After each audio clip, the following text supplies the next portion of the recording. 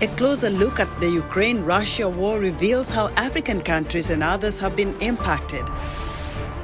And U.S. President Donald Trump says he will double tariffs on China, where most Apple products are made. All this and much more coming up on today's Africa 54.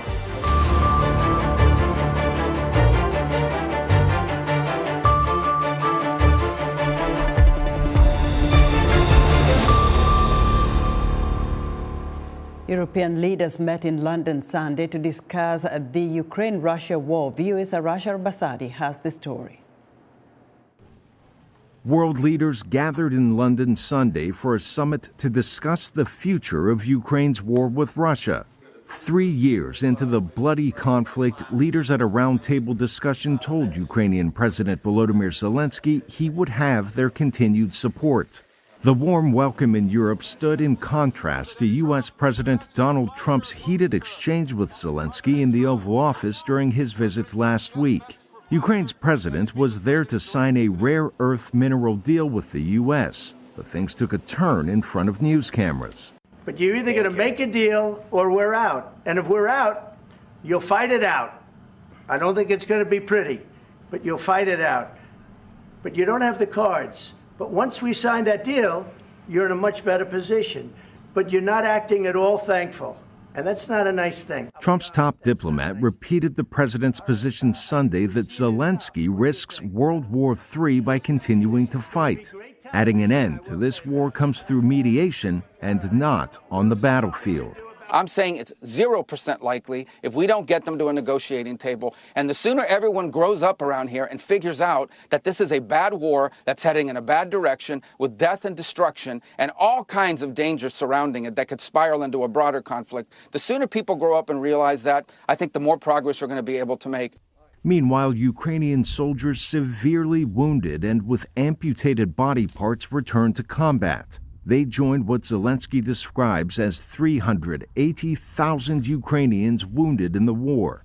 Democrats in the United States Congress say this is the wrong time to abandon an ally. The soldiers that I just saw last weekend from Ukraine who were getting medical help with hook arms, trying to stand up for the Ukrainian national anthem with one leg, this is not the time for us to undermine these brave Ukrainians. And as the wounded population of Ukraine grows, so too do calls for peace talks. We have to give peace a chance. We have to to create the circumstances in which enough pressure is brought on Putin, on Russia, to bring them, to coax them, to force them to the negotiating table. But if it goes wrong, we must be there on Ukraine's side. For the Ukrainian soldiers, some badly injured still staffing the front lines, a peace deal may not come soon enough. Arash Basadi, VOA News. If the war in Ukraine ends soon, what does China hope to reap from the conflict, and where will Russia's ambitions move to, and how are countries in Africa being affected by the war? And what role are they able to play going forward? VOA's Philip Alexiou talks with Alex Vines in London. He's the director of the Africa program at Chatham House. China wants to benefit from better trade. It wants to strengthen its position with the global south to show that it is kind of able to play a mediatory role. So that's why the messages all out of China, from what I can see, are positive about an accommodation between Russia and Ukraine, some sort of kind of agreement related to the conflict, which is certainly what countries in Africa are looking for. For example, they are. You could see that even more countries have abstained in the UN General Assembly vote on Ukraine and Russia. So this war really has been a big burden on everybody, but certainly it's had a pretty big effect in Africa. You're talking about high prices for fertilizer and a number of things. How bad has this war really hit the African continent? Yeah, so that's a good question. It has hit, and it's contributed to inflation. So fertilizer is one that you've mentioned, but grain is a very significant inflationary cost for some countries, be they Somalia, be they Egypt also. And that in turn has impacted people's pockets and grown frustration about governments that haven't been able to deal with inflation. I mean, inflation is a global issue, as you well know from the United States. But I was struck when I was, for example, in rural Mozambique last year, talking to some ex-combatants that had just been demobilized, or should I say reintegrated finally in a peace process, that they were complaining about the cost of living and saying it was all because of a distant war in Europe. So they were, and these are people that were pre-literate, hadn't properly gone through an educational system, but acutely aware of a distant war in Europe contributing to their cost of living problems. And they were complaining about the price of rice, the price of grain, and various other commodities, fertilizer, which you mentioned. And of course, you've got this war in Sudan, and when you look at places like that, which is exacerbating the problem there in and of itself, has Africa been able to, now that the war has been in its third year, been able to make any adjustments to their situation? I guess it would be sort of sporadic from one country to the next. Yeah, so, I mean, many African countries do regard it as a distant European conflict, and they don't want to get pigeonholed into being pro-West or pro-Russian. And so you see very high levels of abstention in kind of, when you have global votes like in the UN General Assembly. What they have also done is to try and ensure that they maintain diplomatic relations, cordial ones with the US, with Russia, with the European Union and others. So again, to kind of manage those differences. And then a few African countries have tried to mediate. So there was a mediation effort, which the South African President Cyril Ramaphosa was part of, but you had Congo, Brazzaville, and if I remember right, Ghana and Zambia involved. And just recently, you've had an invitation for the Ukrainian President Zelenskyy, to have a state visit to South Africa, for example. So some of the more negative comments about Mr. Zelenskyy have actually brought some sympathy in the African continent to Ukraine, which I hadn't seen before. And what about Russia and their relationship with Africa? Is it being affected by their incursion into Ukraine? Because that's hurt Africa, yet Africa's involved with Russia like a lot of other countries. Yeah. I mean, the Russian footprint in Africa before the conflict was fairly limited. They had tried to start growing it. There'd been already one Africa-Russia summit, or should I say Russia-Africa summit. There was a second one which attracted a lot less African participation because of the conflict in Ukraine. But what is happening is that the Russians, I think, are looking at Africa as a important potential marketplace for them after a cessation of hostilities with Ukraine. They have lost market share, in particular with defense sales. You've seen China and Turkey really benefit from Russia not able to consistently supply or offer quality offers on the arms market, and both Turkey and China have been opportunists in this regard. And I think the Russians want to carve back some of that market share. That was Alex Vines, the director of the Africa program at Chatham House, speaking with VOA's Philip Alexiou. Thousands of people gathered to attend the burial of Namibia's founding president, Sam Nujoma. He's the man who led Namibia to independence in 1990. Nujoma died on February 8th at 95 and was laid to rest at the Heroes Acre Memorial outside the capital, Windhoek, on Saturday. Tracy Tafiranyika reports. Namibians, as well as a number of foreign dignitaries, converged at the Heroes Acre Memorial for the burial of Nujoma.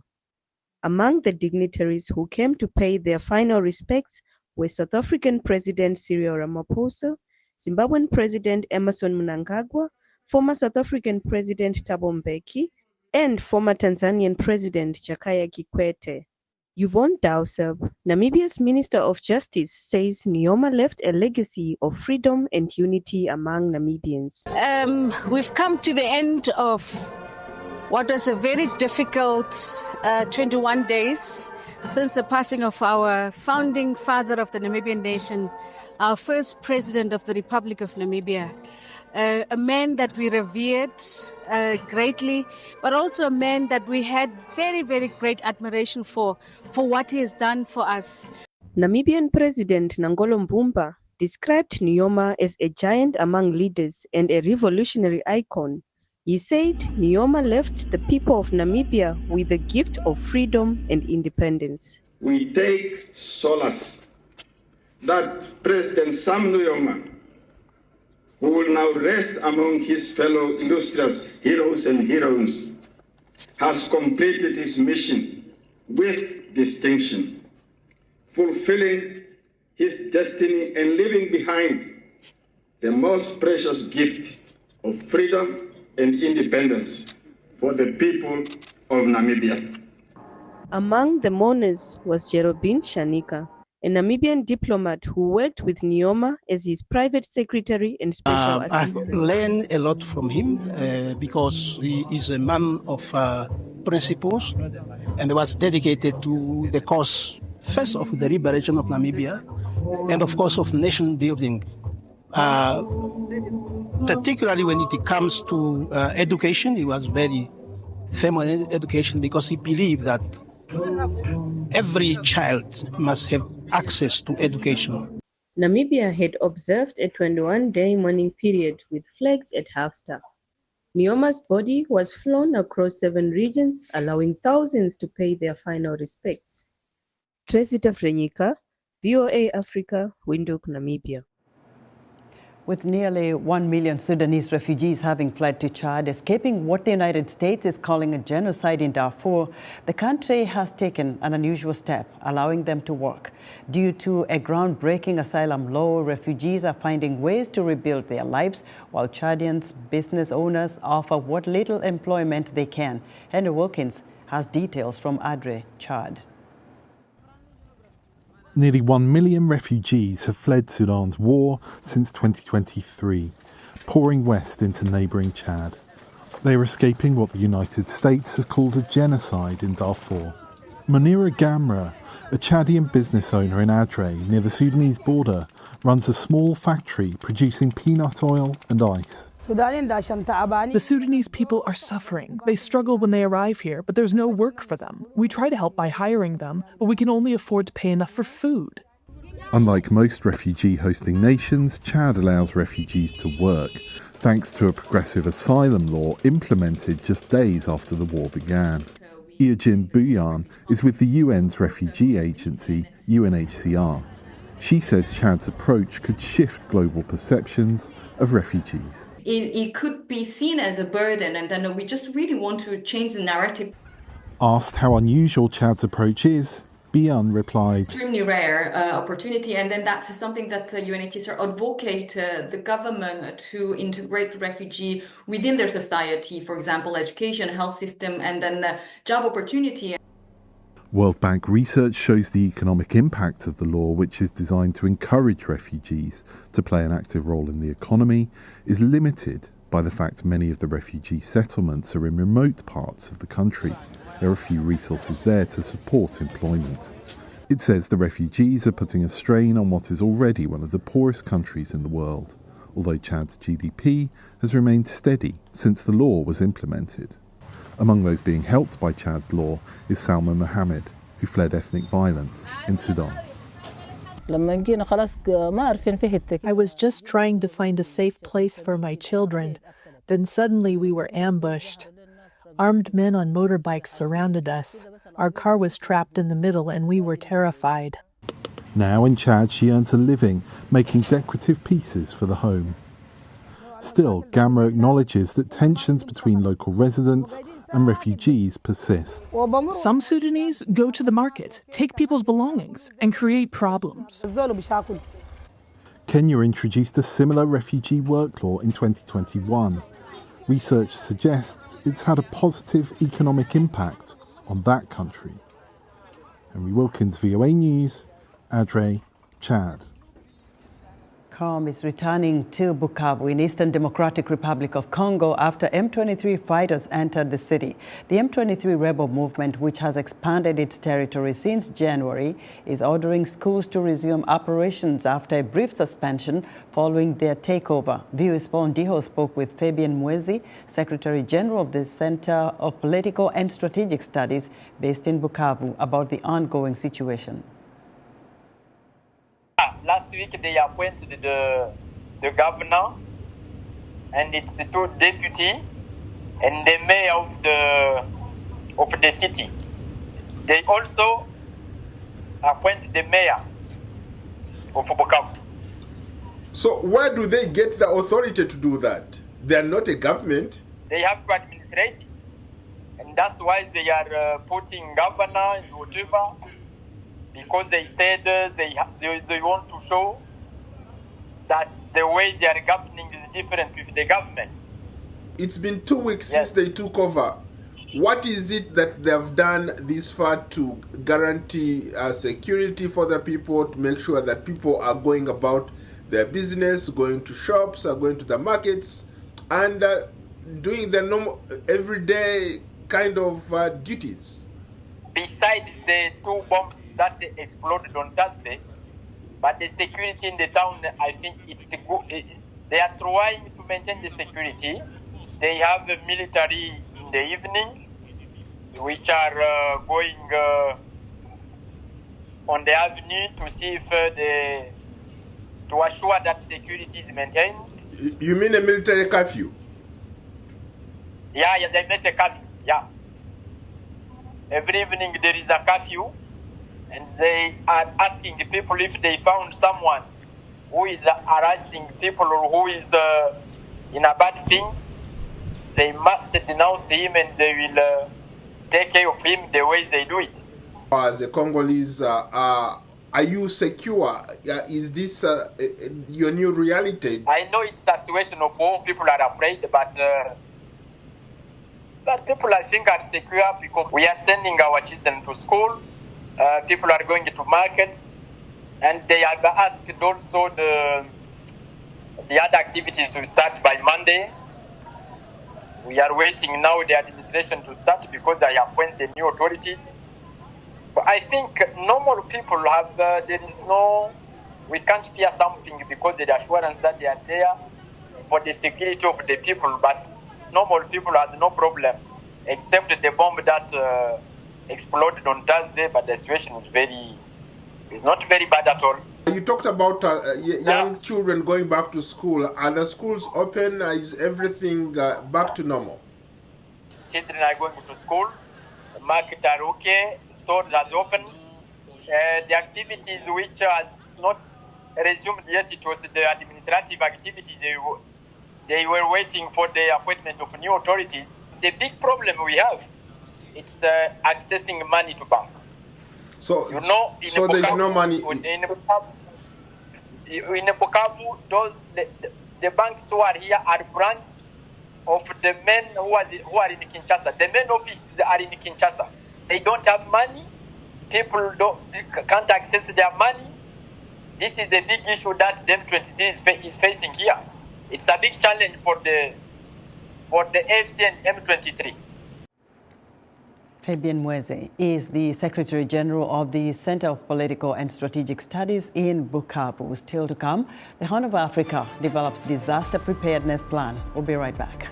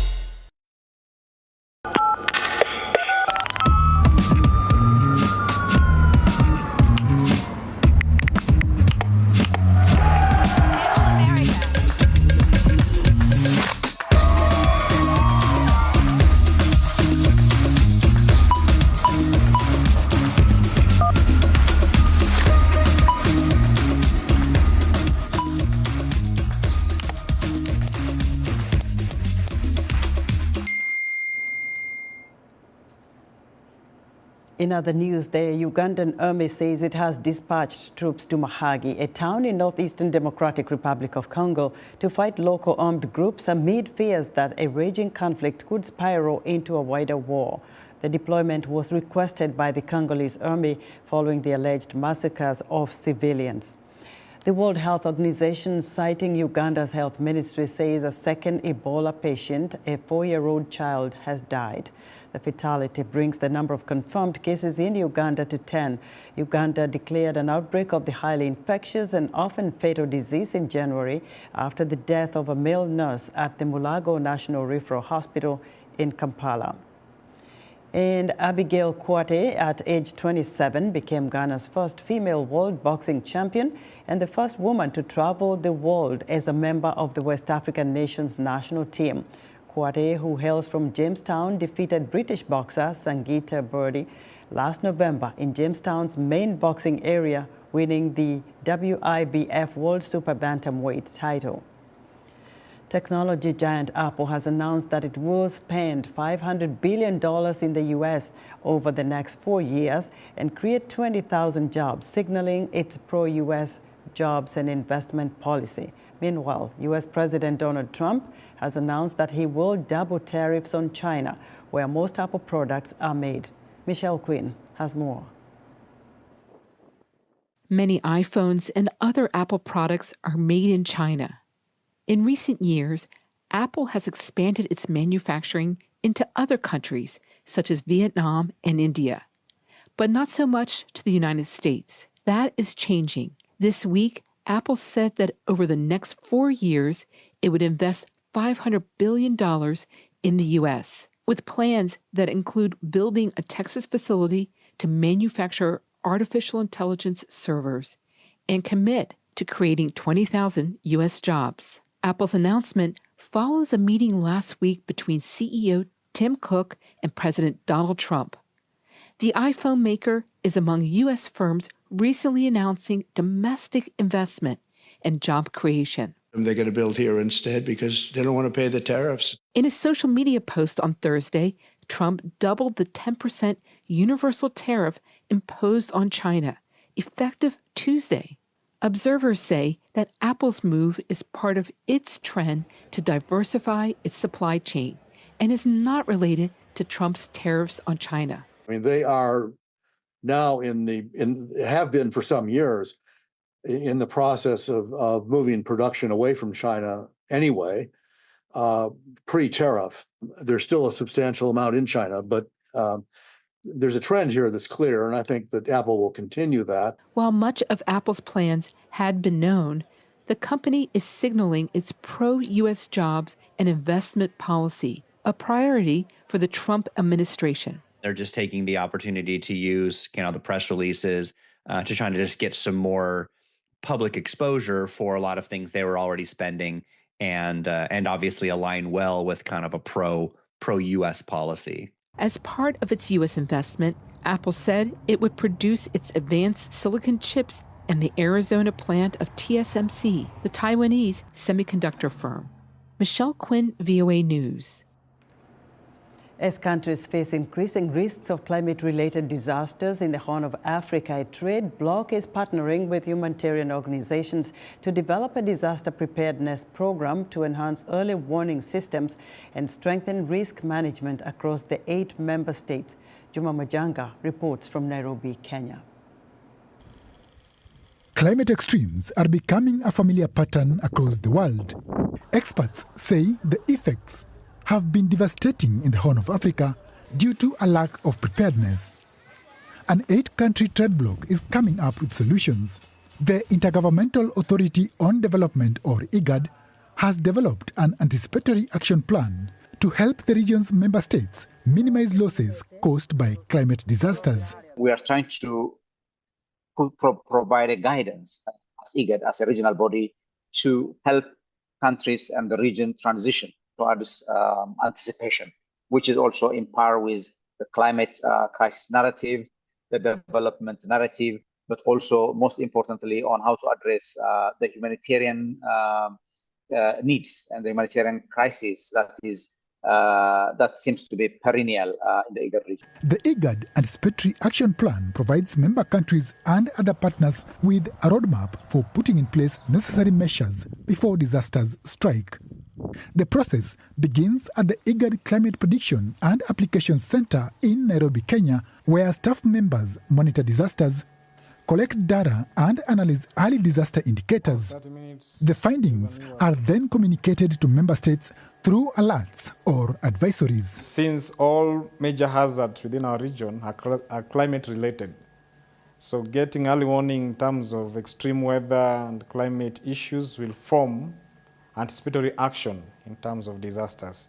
The anticipatory plan is being implemented in partnership with key humanitarian organizations with operations in the region, including the World Food Programme Eastern Africa and the UN Food and Agricultural Organization, or FAO.